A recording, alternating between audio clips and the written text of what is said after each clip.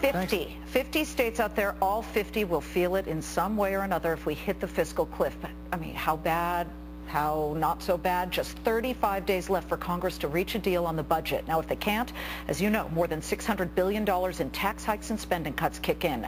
Some states not waiting around at all. We decided to launch Governors on the Edge, find out what the leaders of each state are doing all week long, finding out what they're doing in this period of tremendous uncertainty. We kick things off with Pennsylvania Governor Thomas Corbett in a Fox Business exclusive, and you are first up in Governors on the Edge week.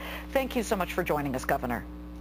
Well, thank you for having me, and thank you for having me first. Well, no problem. You know, we just wanted to know, first off, I know you're being very proactive about it. Is there, I keep calling it a war room. Is it a war room? Is it a bomb shelter? Is it like Churchill's war room underneath the tube? Where do you guys gather, look at the budget and say, we don't know what's going to happen, let's prepare for the worst?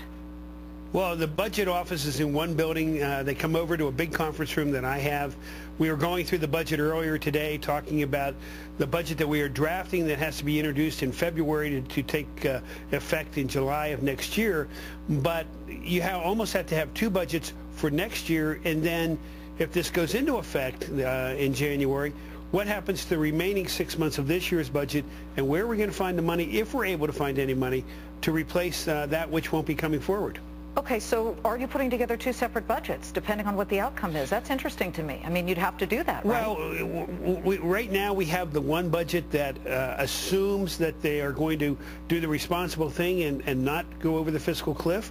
As we get a couple more days down the road, we're going to start drawing up the alternative scenarios of what's going to happen in the reduction of services across the Commonwealth of Pennsylvania, particularly in the social services. For example, our special education, our community economic development block grants, and workforce investment will all be dramatically affected by this federal money that normally comes to the state and right into the local communities that won't be there, at least in the levels that was originally put out by the government in the first place. What keeps you up at night, Governor? What part of all of those worries concerns you the most? The cuts, the tax hikes? Well, usually I wake up about 3 o'clock in the morning and I wonder where we are going to balance the budget. First off, with the economy as it is right now, it's just slowly increasing.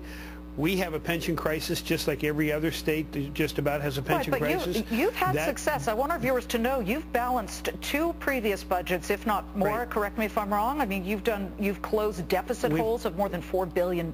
You've had success. We went from a $4.2 billion deficit to two on-time budgets with no tax increases.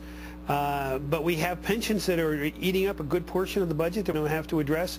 And if all of a sudden this federal money that has been coming to the state and going down to the local communities is cut off, we're going to have to sit back and say, what services can we provide and what services are going to disappear? Right. But what concerns me more is the unemployment that it's going to create.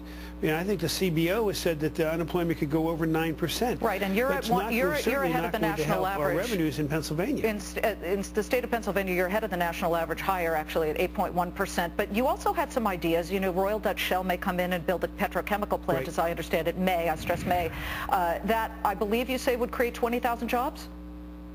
Well, that would create 20,000 jobs. We created some tax incentives to bring the petrochemical industry, the plastics industry, near that facility. That would create thousands of jobs more. We believe we can reindustrialize southwestern and western Pennsylvania if we're able to move this forward. But the economy, as you know, certainly can have an effect upon that. And if all of a sudden we don't have the money there, I have to be concerned that companies won't invest the way they were going to invest. I don't think that's going to happen, but at least I have to understand that that's on the table. And we wish you good luck with all of this. At least you're being proactive. And on top of it, I mean, you guys are one of the few states in America that has not one but two NHL teams, the Penguins and the Flyers.